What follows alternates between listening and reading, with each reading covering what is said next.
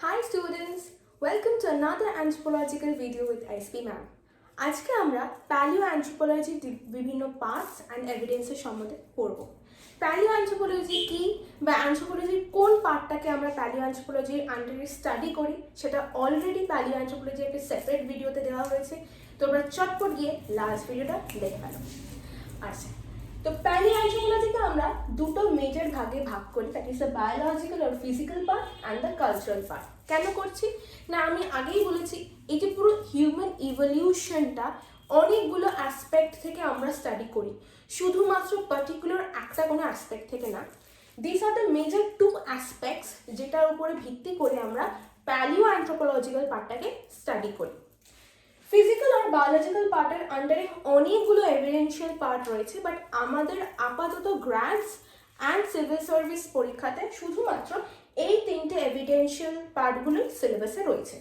We have fossil flora, fossil fauna and human fossil in our direct evidential syllabus. এবারে আসি individually এই মানেগুলোতে কি।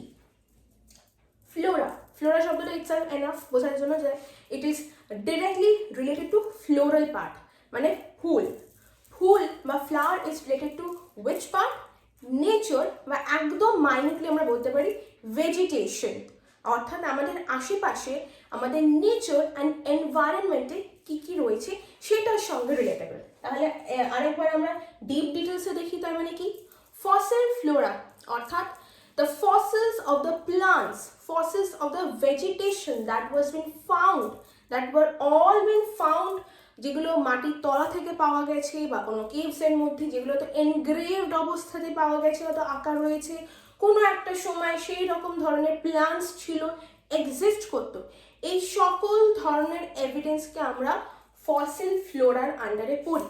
অর্থাৎ আজ থেকে কয়েকশো যুগ আগে যে সকল ভেজিটেশন ছিল, যে সকল রকমের প্ল্যান্টস ছিল, সেই প্ল্যান্টসের ফসিলস যেগুলো পাওয়া যায় সেইগুলোকে আমরা ফসিল ফ্লোরা বলি। যারা ভেবে অবাক হচ্ছে যে প্ল্যান্টসেরও কি ফসিল পাওয়া যায়, প্ল্যান্টসেরও কি ঠিক মানুষের মতো কঙ্কাল হয়, yes you are absolutely correct, হয়। It might look different but actually হয়। Now the question is, fossil ফ্লোরার সঙ্গে আমাদের হিউম্যান এভলিউশন বা প্যালিও অ্যানথ্রোপোলজির সম্পর্ক কি? Very very vital part. Major সম্পর্কটা হচ্ছে সেই সময় ভেজিটেশন কেমন ছিল এবং ভেজিটেশনের উপরে মানুষ কিভাবে ডিপেন্ড করে থাকতো। This is the major part of paleo anthropology. এবং মানুষ তখন হার্বিভোরাস ছিল না কার্নিভোরাস ছিল, মানুষের মধ্যে তখন কার্নিভোরাস হ্যাবিট অলরেডি চলে এসেছে কিনা, এই সকল পার্ট আমরা ফসিল ফ্লোরা অ্যান্ড ফসিল ফনা থেকে জানতে পারছি। মোস্ট ইম্পর্টেন্ট পার্ট, মানুষ তখন শুধুমাত্র এগ্রিকালচার স্টার্ট করে দিয়েছে নাকি শুধুমাত্র বনে বাজারে গিয়ে ফুল ফল পেড়ে খাচ্ছে। তার মানে ফসিল ফ্লোরা এই পার্টটা থেকে আমি তোমাদের একটা জেনারেল ওভারভিউ দিচ্ছি, ফুল ফল পেড়ে খাওয়ার এক্সাম্পলে জাস্ট বোঝার সুবিধার্থে দিচ্ছি। তার মানে ফসিল ফ্লোরা এই পার্টটা থেকে আমরা মানুষের ফুড হ্যাবিট অ্যান্ড কালচারের একটা ডিডাকশন করতেই পারি। So this is the relation between fossil flora and paleoanthropology. Next, coming to fossil fauna, অর্থাৎ the fossil of the animals. থার্ডে আমি হিউম্যান ফসিল রেখেছি। তোমরা বলতেই পারো why these are both different? Majority student এখানে গন্ডগোল করে, দে রাইট 1 and 2, 3টা হিউম্যান ফসিল আর অ্যানিমাল ফসিলের মধ্যে মেজর ডিফারেন্স হচ্ছে ফসিল ফনার আন্ডারে আমরা ইউজুয়ালি হিউম্যান ছাড়া বাকি সমস্ত অ্যানিমালসকে ফেলি, অর্থাৎ এনভায়রনমেন্ট অ্যান্ড নেচারে আমরা যে সকল অ্যানিমালকে দেখতে পাচ্ছি definitely human is a part of it, but এখানে প্যালিওঅ্যানথ্রোপোলজিক্যাল পয়েন্ট অফ ভিউ থেকে যেখানে হিউম্যান ইজ দ্য হিরো, হিরোর আশেপাশে হিরোইন অ্যান্ড ভিলেন্সদেরকে নিয়ে আমাদের কাজ করার আপাতত এখানে, সেই জন্য হিউম্যান ফসিলটা হচ্ছে এখানে hero and fossil flora and fossil ফ্লোরাটা ফনাটা হচ্ছে হিরো সঙ্গে আশেপাশে থাকা ভিলেন অ্যান্ড হিরোইনরা, মানে সাইড কো অ্যাক্টার্সরা। ফসিল ফনা থেকে আমরা কি জানতে পারি, সেই সময় কি কি অ্যানিমালস এক্সিস্ট করতো। Definitely fossils of dinosaur is a rather biggest example of fossil fauna. Rather fossil ফনার জন্যই আমরা জানতে পেরেছি যে এক সময় ডাইনোসরের মতো এরকম একটা অ্যানিমাল এক্সিস্ট করতো। তার মানে এবার ফসিল ফনার সঙ্গে অ্যানথ্রোপোলজির রিলেশন বা প্যালিওঅ্যানথ্রোপোলজির রিলেশন আমরা কিভাবে লিঙ্ক আপ করাতে পারি? মানুষের মধ্যে কার্নিভোরাস কালচার, কার্নিভোরাস হ্যাবিট তখন অলরেডি এসে গেছে কিনা, মানুষ তখন হরিণ বা বাঘ বা যে কোনো অ্যানিমাল শিকার করে খাচ্ছে কিনা। যখন যে অ্যানিমালসগুলোর ফসিল আমরা পেয়েছি বা আমরা মাটির নিচ থেকে পাওয়া গেছে, তাদের ফসিল স্টাডি করে জানতে পারা যায় তাদেরকে মারা হয়েছে নাকি তারা ন্যাচারাল কজে মারা গেছে নাকি কোনো ডিজিজে আক্রান্ত হয়ে মারা গেছে। যদি মেরে ফেলা হয়, কি দিয়ে মারা হয়েছে, what were the weapons, how they were being killed, the way they were being killed, direction of killing. All these things show and give us a vivid part of nothing but human culture study. তাহলে বোঝা গেল fossil ফনা কি করে প্যালিওঅ্যানথ্রোপোলজি বা মানুষের ইভলিউশনে একটা evidence হিসেবে কাজ করছে। যেমন ভেজিটেশনে ফ্লোরাল পার্ট বা ভেজিটেশন হেল্প করছে, তেমনই ভেজিটেশনে অ্যানিমালসটা একটা বড় রোল প্লে করছে মানুষের ইভলিউশনারি পুরো ট্রেসটা বুঝতে। Next coming human fossil, which is definitely the main thing, যেটা বললাম প্রথমে, মেইন হিরো। মানুষের নিজের fossil itself enough to explain how they have the evolution, first important thing. Second important thing, ঠিক যেই ফর্মে কঙ্কালটাকে মাটির তলা থেকে পাওয়া যাচ্ছে বা পাওয়া গেছিল, তার উপরে ডিপেন্ড করে আমরা অনেক ডিডিউস বা ডিডাকশন করতে পারি যে সেই কালে কিরকম হ্যাবিট ছিল, মানুষের কি কি চেঞ্জেস এসছে। হতে পারে এই যে আমরা, হতে পারে না রাদার হয়েছে, এই যে আমরা আমাদের পিঠের শিরদাঁড়াটা যারা কোয়াড্রিপেডাল বা যারা চার পায়ে হাঁটে তাদেরটা বেন্ড অ্যান্ড আমাদেরটা সোজা, অর্থাৎ ইট ইজ লাইক দিস, আমাদের স্পাইনাল কর্ডটা সোজা, আর যারা চার পায়ে হাঁটে দে আর লাইক দিস, রাইট? সো মানে এই যে বেন্ড পার্টটা থেকে সোজা হয়েছে, this is nothing but an evolution. তাহলে এই যে চেঞ্জটা হয়েছে বা একটা সময় এরকম একটা স্পাইনাল কর্ডের স্ট্রাকচার হিউম্যানিটি একটা ফর্ম থেকে ইভলভ করেছে, এই সমস্ত এভিডেন্সগুলো আমরা হিউম্যান ফসিল থেকেই পাই।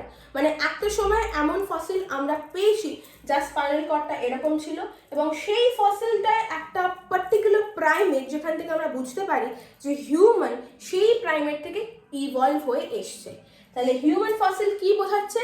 ফর্মসগুলো, বায়োলজিক্যাল ফর্মস, না তো শুধু হিউম্যান ফসিল না, এই তিনটে party, fossil, flora, fauna and human fossil, এই তিনটে পার্টি আমাদেরকে একটা মানুষের ইভলিউশনের বায়োলজিক্যাল পার্টটা বুঝতে হেল্প করে।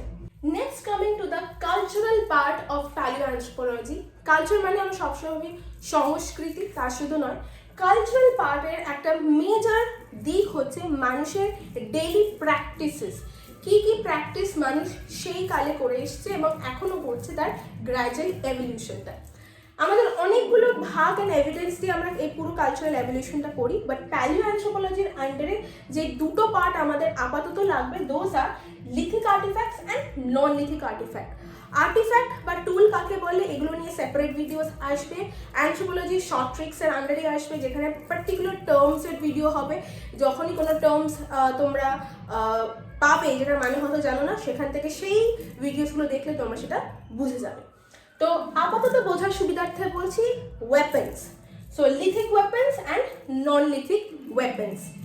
ওয়েপেন্স দু তিন রকমের তারা একদম প্রাইমারি অবস্থায় ইউজ করতো। একটা হচ্ছে লিথিক আর্টিফ্যাক্টস বা লিথিক ওয়েপেন্স, যেগুলো স্টোন দিয়ে তৈরি, পাথর দিয়ে, অ্যান্ড নন লিথিক ওয়েপেন্স বা নন লিথিক আর্টিফ্যাক্টস যেগুলো অ্যান্টলার বা আইভরি, অ্যান্টলার হচ্ছে স্পেশালি হরিণের মাথা যে শিং, সেই শিং অ্যান্ড আইভরি দিয়ে তৈরি।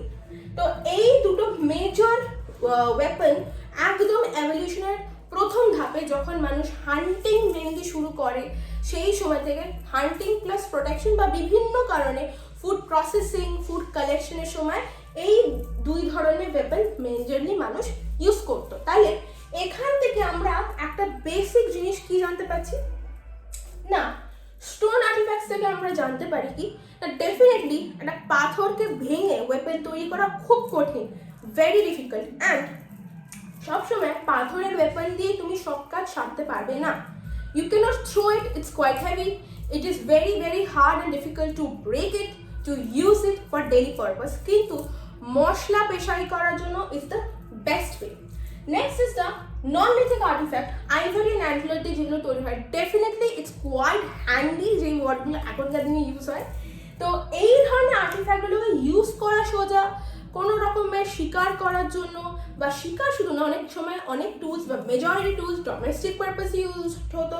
তার মানে কি মানুষ এই ইভলিউশনটাতে তো আমরা আসো যে স্টোন থেকেও কি করে আর্টিফ্যাক্ট বানানো যায় এই বোধবুদ্ধিটা এসে গেছে, এবং কি কি ওরা ইউজ করতো।